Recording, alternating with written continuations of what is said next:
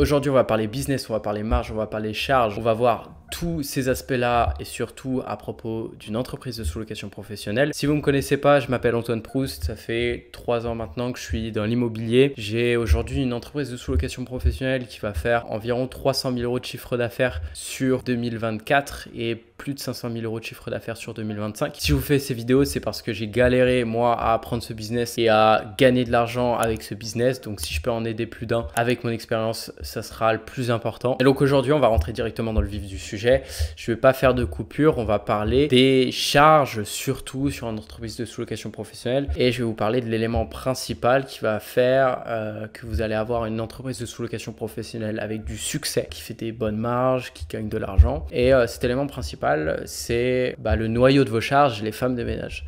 Donc pour moi, au-delà du fait que ça va être le principal après le loyer en termes de charges, les femmes de ménage. C'est vrai que les femmes de ménage, c'est super important sur la qualité de votre prestation en location courte durée.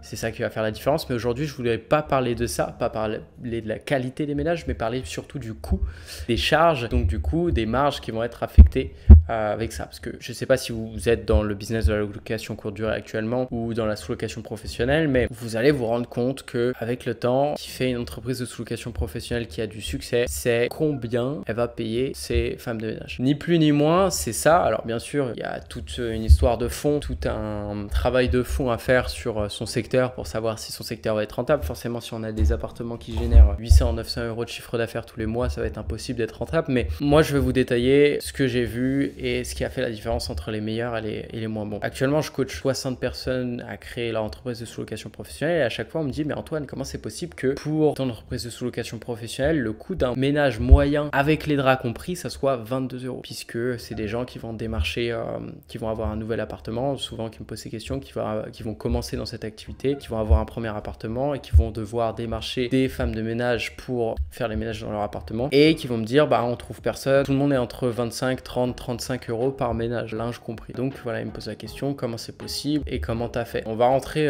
directement pour ça avec une petite anecdote. Moi, j'ai quelqu'un sur mon secteur qui est à 18 euros par ménage de moyenne. Au début, quand j'ai commencé, forcément, j'ai eu un peu de chance, c'est-à-dire que j'ai trouvé des bonnes personnes qui étaient vraiment pas chères. J'ai trouvé des personnes à 20 euros par ménage, j'ai trouvé des personnes à 13 euros par ménage, 16 euros, etc. Et puis rapidement, je me suis rendu compte que ces personnes-là, on peut pas les garder sur la durée. Souvent, le problème des personnes qu'on paye pas cher, c'est que ça va être des gens qui vont faire le travail un peu n'importe comment. Et nous, la principale chose, c'est que le travail soit bien fait. Parce que si un ménage n'est pas bien fait, c'est toute votre entreprise qui va être impactée. Et surtout, si vous avez des mauvaises notes, vous allez avoir des annonces supprimées sur Airbnb, ce qui va vous pénaliser totalement sur Airbnb. Parce que si vous repostez votre annonce après une annonce supprimée, normalement, Airbnb va le savoir au bout d'un certain moment et va resupprimer votre annonce parce que normalement, vous n'avez pas le droit de recréer une annonce quand vous avez une annonce supprimée. Après, il y a des petites astuces, mais on en reparlera dans une autre vidéo. Donc en fait, le ménage, il faut qu'il soit qualitatif. Donc trouver des gens pas chers mais qui bossent pas bien, c'est pas intéressant. Donc je les ai pas gardés longtemps ces gens-là. Sur mon secteur, comme je disais, j'ai quelqu'un qui a trouvé des gens avec qui ça fonctionne et je voulais vous raconter son anecdote. Donc lui, comment il fait pour avoir des gens qui sont à 18 euros par ménage? C'est déjà qu'il n'y a pas le souci du linge. Alors vous allez me dire, mais comment il fait? Est-ce qu'il fournit pas le linge? Si, il fournit le linge. Mais c'est un mec, alors restez bien jusqu'à la fin de l'anecdote parce qu'elle a plutôt mal fini en fait cette histoire. C'est un mec qui, dans chaque appartement, il avait un placard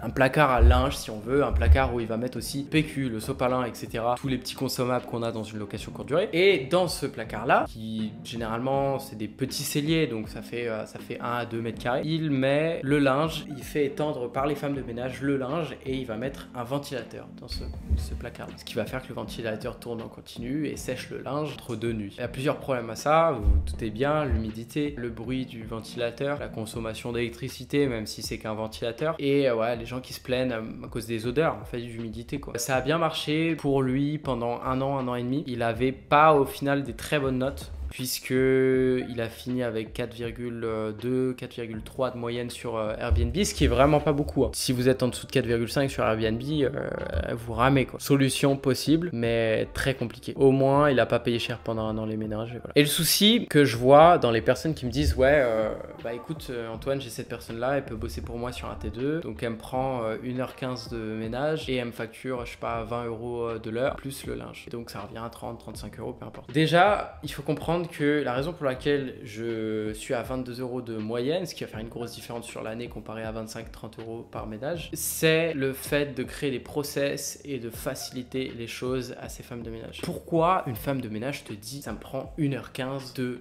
faire un ménage dans un appartement?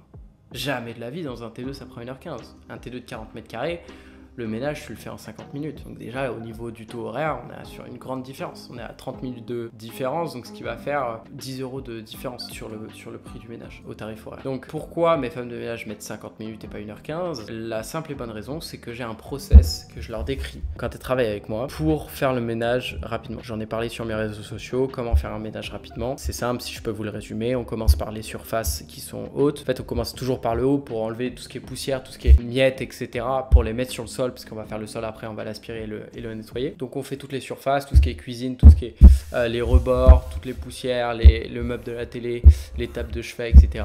La salle de bain, l'évier, le lavabo, tout, les baignoires, etc. On met tout par terre, bam. Une fois qu'on a mis tout par terre, on fait les lits. Une fois qu'on a fait les lits, on fait le sol. Et une fois qu'on a fait le sol, on se casse. Et ça, il faut que ça soit très clair pour elle.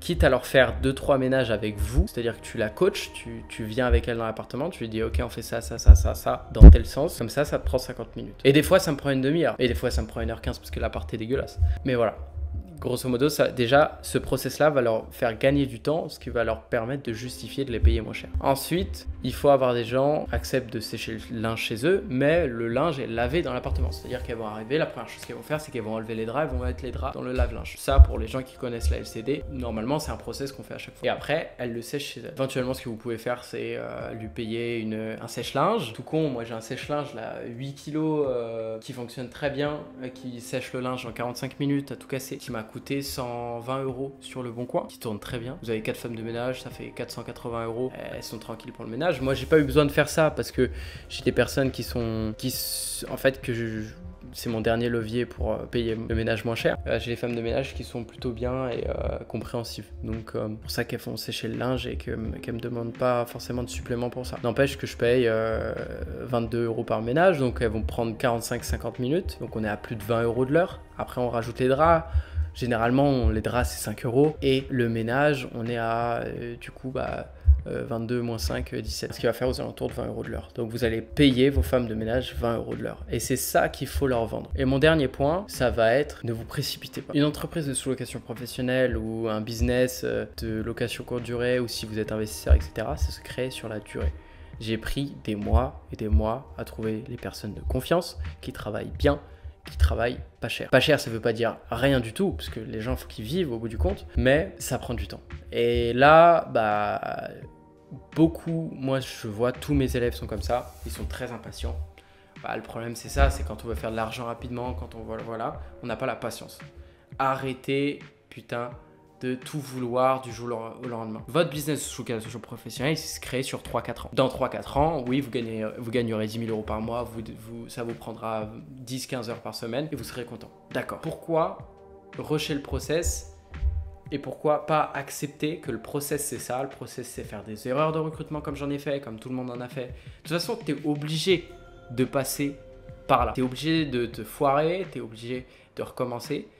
Donc, tu es obligé de passer par là. Donc, la question, c'est est-ce que tu es d'accord d'accepter de faire des erreurs, de recommencer, de faire des erreurs de recrutement et de payer des gens chers le temps de...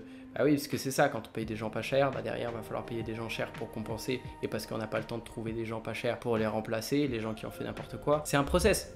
Moi, je suis passé par toutes les étapes. J'ai payé des gens pas chers, ça n'a pas marché. Payer des gens chers pour compenser le temps de trouver d'autres personnes. Je trouve d'autres personnes, je pensais qu'ils étaient bien, mais ils étaient un peu plus chers que ceux du début. Et du coup, je les ai jugés par rapport au tarif que je les payais. Je me disais, je les paye 20 €, bon, ils m'ont l'air bien, ça va passer. Non, au final, ça passe pas. Au final, tu payes des gens plus chers, tu payes des gens 27 € le ménage. Ils vont travailler moins bien que des gens qui tu payes 20 € le ménage. Et puis, t'en essayes. Et puis, bam, tu trouves des pépites sur lesquelles tu vas pouvoir compter et qui vont pouvoir faire des remplacements, qui vont pouvoir prendre des appartements supplémentaires. Parce que c'est ça aussi, une femme de ménage, elle peut prendre jusqu'à 4-5 appartements pour elle dans votre entreprise. Donc tu trouves 2-3 personnes qui bossent bien, déjà t'es très bien. Donc ça prend du temps. Ne pas vouloir rusher le process, c'est ça qui est important. Dans tous les business, c'est comme ça. Je connais personne qui a fait des milliers, des dizaines de milliers, des millions, peu importe, du jour au lendemain, ça n'existe pas. voyez le long terme, investissez dans les gens que vous recrutez, d'où le sèche-linge éventuellement. Et quand vous recrutez, il y a des choses à voir. Il y a des choses à voir avec la personne. Est-ce que la personne est carrée? Parce que souvent, le personnel de ménage, c'est pas très simple. Mais les gens normaux, les gens avec qui on a un bon feeling, c'est souvent les gens qui vont être bien. Les gens, on se dit, ah, tiens, il y a ce trait de caractère qui est bizarre. Ou alors, il y a une espèce de... J'ai eu quelqu'un qui était complètement speed. Au final, c'est les gens qu'on garde pas. Ton instinct va t'aider dans le recrutement. Et c'est pas grave si tu fais des erreurs ou c'est pas grave si tu sens mal une personne, tu te dis bon je le sens mal mais je l'attends quand même. Bon, tu verras qu'au final ton instinct était bon, mais c'est pas grave, tu fais tes erreurs, tu recommences. Ce qui est le plus important, c'est que le boulot soit bien fait et qu'il n'y ait pas d'annonce supprimée parce que c'est ça qui va être très pénalisant. Si vous avez des mauvais ménages et que derrière les gens vous mettent des mauvaises notes et que vous avez des annonces supprimées, ça va être très voilà. Mais peaufiner un business, c'est ça qui fait toute la différence dans un business. Et en sous-location pro, c'est ça le plus important. Peaufiner un business, ça veut dire quoi? Avec le temps, au début, tu loues pas cher, t'as pas forcément de notes sur tes appartements. Donc tes appartements vont pas être loués très cher parce que les gens n'auront pas forcément confiance. Puis avec le temps, tu vas avoir des bonnes notes, etc. Tu vas te construire 100, 200 commentaires par annonce. Et puis à un moment, tu arrives à 100, 200 commentaires par annonce, tu loues plus cher que la moyenne, tu as trouvé les bonnes personnes qui bossent bien, tu as des charges qui sont moins chères que les autres. Et c'est comme ça que ça se crée un bon business de sous-location professionnelle que éventuellement tu pourras revendre par la suite. Voilà, c'est avec le temps qu'on peaufine tout. Et une fois que tu as un bon business, écoute, tu es libre. Vraiment, c'est ça le plus important. Quand tu as fait le boulot et que tu as fait les années à ramer ou les mois à ramer, puisque si tu t'entoures de personnes pour te coacher, pour t'accompagner dans ce genre de business là, c'est des personnes qui vont t'apporter des mois, voire des années d'expérience supplémentaires qui vont te permettre d'éviter de faire certaines erreurs. Donc tu peux aller plus vite. Donc ça peut être certaines personnes, ils vont avoir un business de sous-location professionnelle parfait en un an. Et c'est parfait. Mais ça prend du temps quand même. Ça prend du temps. Et donc voilà, c'était sur ça que je voulais venir. Parce que je vois beaucoup de personnes qui se précipitent. Ne vous précipitez pas. Prenez le temps pour créer votre Dream Team. Et le jour où vous aurez tout qui est aligné, moi aujourd'hui, je ne cache pas que je vous fais ces vidéos, etc. J'accompagne des personnes à se lancer en sous-location pro. C'est parce que j'ai le temps. Parce qu'aujourd'hui, je travaille 10-15 heures par semaine. J'ai des bons revenus, des revenus qui sont vraiment décorrélés de mon temps pour le coup. J'ai la paix dans ma vie. C'est-à-dire que le matin, je suis tranquille, quoi. Je me lève, je me rappelle... d'à l'époque, quand c'était les vacances scolaires, parce que je suis pas si vieux que ça, donc c'était il n'y a pas si longtemps que ça, c'était il y a 3-4 ans. 4 ans. Je me levais en vacances scolaires, aujourd'hui je me ressens comme ça. Tu sais, le premier jour du début des vacances scolaires, quand t'es petit, tu te lèves le matin, t'es là en mode putain, je suis tranquille, j'ai pas de devoirs à faire, j'ai pas de cours, voilà. Et je me sens comme ça. Et ouais. Et ça arrive avec le temps. Et une fois que ça arrive, putain, quel bonheur. Là, on est samedi, il va être 18h, je vais aller à la salle. Après ça, je vais aller marcher autour d'un lac en regardant le coucher de soleil, en réfléchissant à mes business, etc. Parce que ça m'inspire beaucoup d'être dans un endroit sympa, dans une ambiance sympa, avec une belle vue pour avoir des idées business. Donc voilà, c'est ma vie actuellement, quoi. Ce soir, je peux me coucher à l'heure que je veux parce que je m'en fous. Tu vois, j'ai pas mon patron demain qui m'attend à 6h. Donc voilà, bref, c'est un vrai bonheur, mais prenez le temps de faire les choses bien et au bout du compte, vous aurez ce que vous voudrez. C'était Antoine. Abonne-toi si c'est pas déjà fait. Je t'apprends tout. Je vais te rendre riche avec cette chaîne YouTube, j'en suis convaincu. En tout cas, si t'appliques ce que je te dis. On se dit à la semaine prochaine. Je poste 1 à 2 fois par semaine sur YouTube. À la semaine prochaine pour la prochaine vidéo YouTube. N'hésitez pas à me mettre en commentaire des idées de prochaines vidéos YouTube. Je les ferai. Et puis, c'était Antoine. Bonne soirée. Ciao.